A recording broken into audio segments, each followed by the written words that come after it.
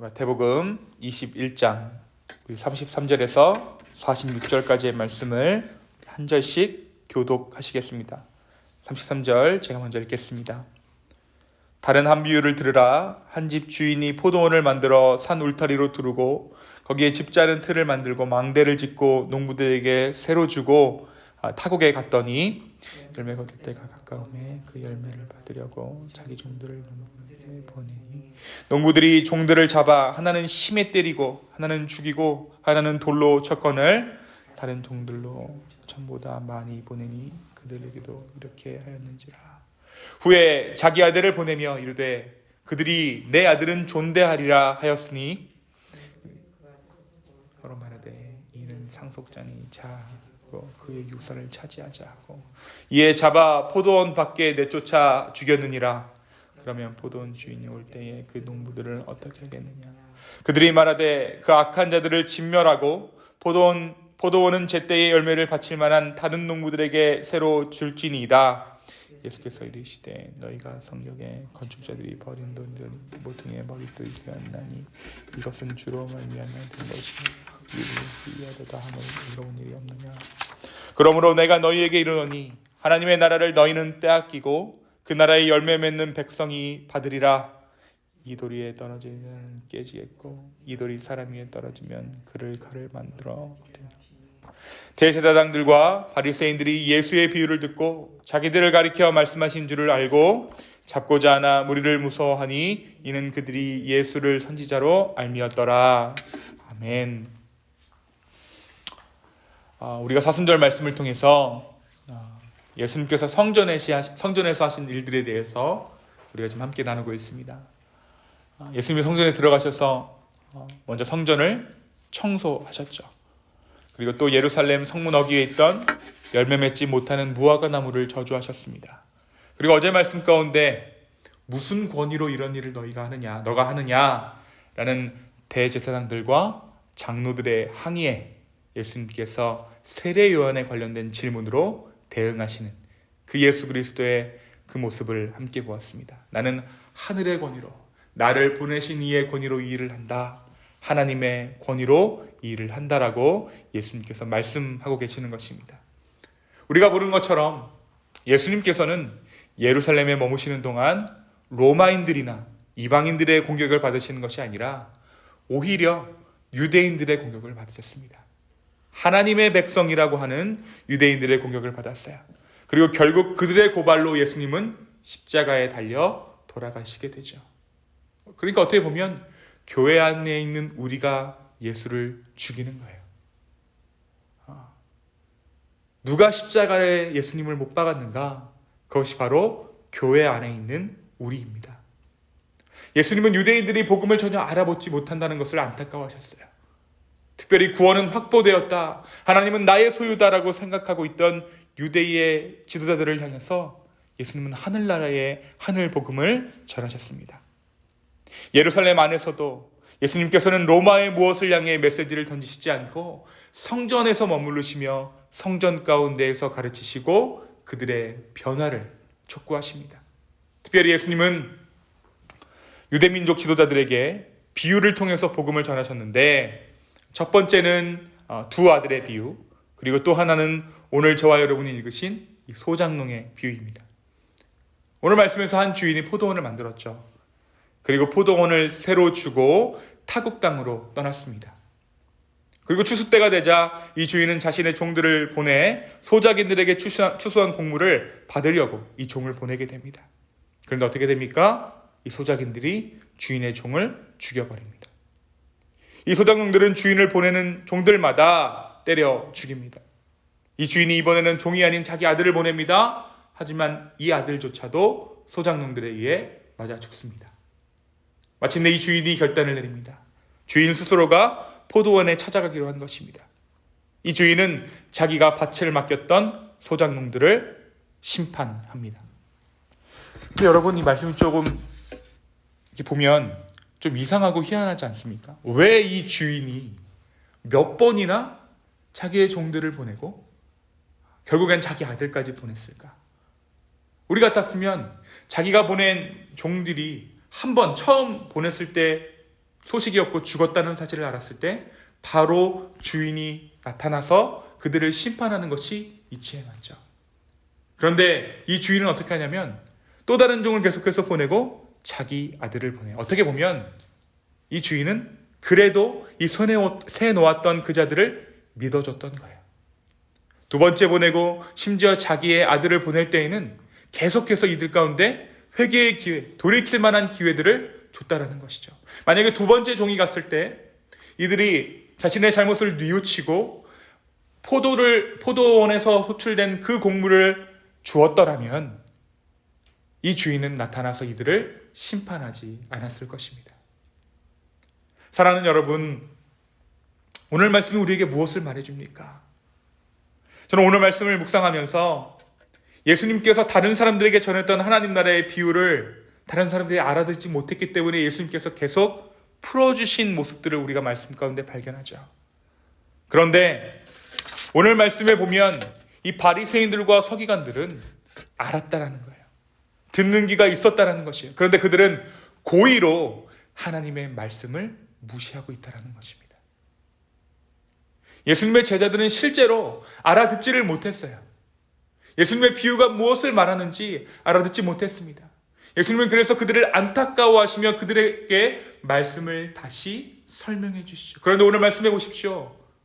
말씀에 정통했던 이들은, 바리새인들과 서기관들은 이 말씀이 자기를 향한 말씀인지를 비유를 듣는 순간 깨달았습니다. 성령께서 그들의 마음 가운데 찔림을 주셨어요. 포도원 주인의 아들이 예수요, 포도원 주인이 하나님이시며 자기들이 소장농이라는 사실을 예수 그리스도의 비유를 듣는 순간 알았던 것이죠. 그러나 그 소식이 그들에게 복음이 되지 못했습니다.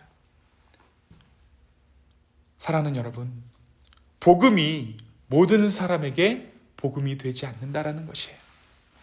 우리가 이전에도 보았지만 한 젊은 청년이 예수 그리스도를 만나고 나서 더욱 근심하여 돌아가잖아요. 예수 그리스도를 만난다라는 것, 예수 그리스도를 믿는다라는 것이 모든 사람에게 그가 예수 그리스도를 만나지만 그것이 복음되지는 않는다라는 것입니다. 그럼 누구에게 복음되는가? 오늘 이 말씀을 듣고 회개하는 자들에게 복음이 복음된다라는 사실을 오늘 우리는 이 말씀을 통해 알 수 있습니다. 사랑하는 기쁨의 교회 여러분, 오늘 말씀에서 예수님께서 하시는 이 말씀을 교회된 우리가 들어야 합니다. 말씀 듣는 우리가 들어야 합니다. 예수님은 이 말씀을 교회된 우리에게 하고 계시기 때문입니다. 주인의 아들을 잡아 무참히 죽인 것은 다름 아닌 밭을 맡았던 소장농들입니다. 결국 우리가, 저와 여러분이, 교회된 우리가 예수 그리스도를 온전히 섬기지 못하는 것은 그리스도를 십자가에 다시 한번 못 박는 것과 같은 일입니다. 오늘 말씀은 교회 안에서의 우리 모습이 얼마나 잔혹하고 잔인해질 수 있는가를 보여줍니다. 이 소장농들이 포도원 주인이 보낸 하인과 심지어 그의 아들에게 행한 일을 이렇게 잘 보면 과연 이 일을 어떻게 하려고 얘네들이, 뒷감당을 어떻게 하려고 얘네들이 일어나? 자기 주인의 하인인 줄, 아들인 줄 알 텐데 뒷감당을 어찌하려 하나 하는 마음이 들게 합니다. 그런데 그들의 오만이, 그들의 욕심이 그들의 눈을 가려버린 것이에요. 물불 가리지 않게 된 것입니다. 소위 눈에 뵈는 것 없이 순간의 이익에 눈이 멀어서, 순간의 이익에 도취되어서 끔찍한 일을 저지르고 마는 것이에요. 이것이 우리 교회의 모습은 아닌지 우리는 생각해 보아야 합니다. 이것이 나의 모습은 아닌지 생각해 보아야 합니다. 놀라운 것은 이것이 바로 예수 그리스도의 주인됨을 인정하지 않는 우리의 모습이라는 것이죠. 이 사순절 진정한 교회의 모습이 회복되기를 예수 그리스도의 이름으로 축원합니다. 뒤에 예수님께서 뭐라고 말씀하십니까? 뒤에 말씀을 한번 보기를 원합니다. 42절입니다. 예수께서 이르시되 너희가 성경에 건축자들이 버린 돌이 모퉁이의 머릿돌이 되었나니 이것은 주로 말미암아 된 것이요 우리 눈에 기이하도다 함을 읽어본 일이 없느냐. 이것은 시편의 말씀을 예수님께서 인용하신 것이죠. 바리새인들은 예수 그리스도를 건축자의 버린 돌처럼 버렸습니다. 근데 여기서 말하는 건축자가 어떤 건축자일까요? 무엇을 건축하는 건축자일까요? 바로 성전을 건축하는 건축자들이에요.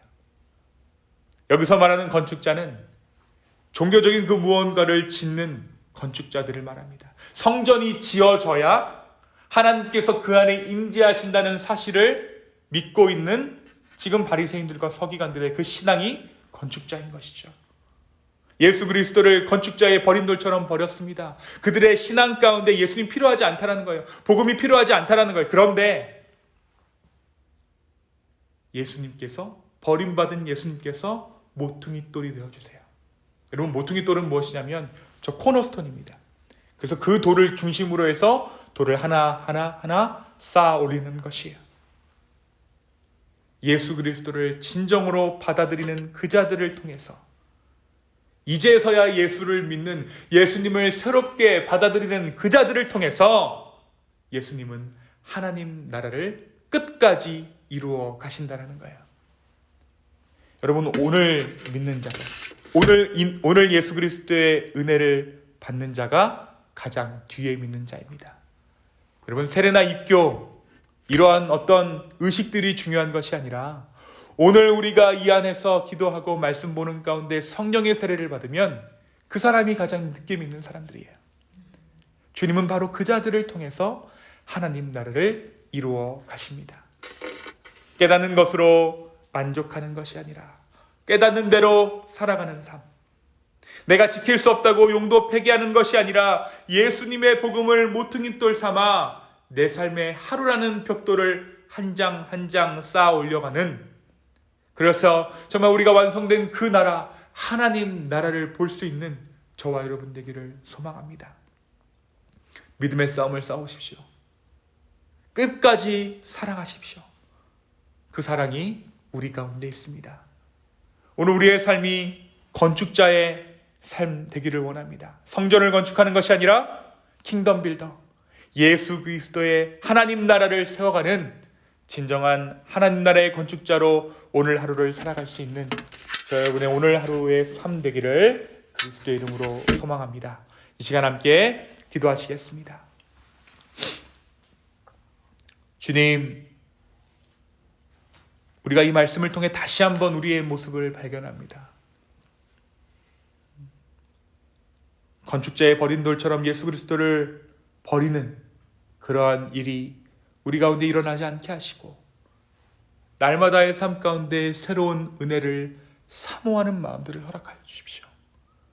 그리고 그 사모하는 마음 가운데 주님 임하여 주셔서 우리의 삶이 조금씩 하나님 나라가 되어가는, 정말 이 하루하루를 살면서 조금씩 예수 그리스도를 닮아가는 놀라운 은혜가 있게 하여 주십시오. 주님, 그 하나님 나라를 지어가는 당신의 진정한 건축자 되기를 원합니다. 성령 하나님, 우리 가운데 말씀하여 주시옵소서. 우리의 삶을 변화시켜 주시옵소서. 감사합니다. 이모의 말씀 살아계신 예수 그리스도의 이름으로 기도하였습니다. 아멘.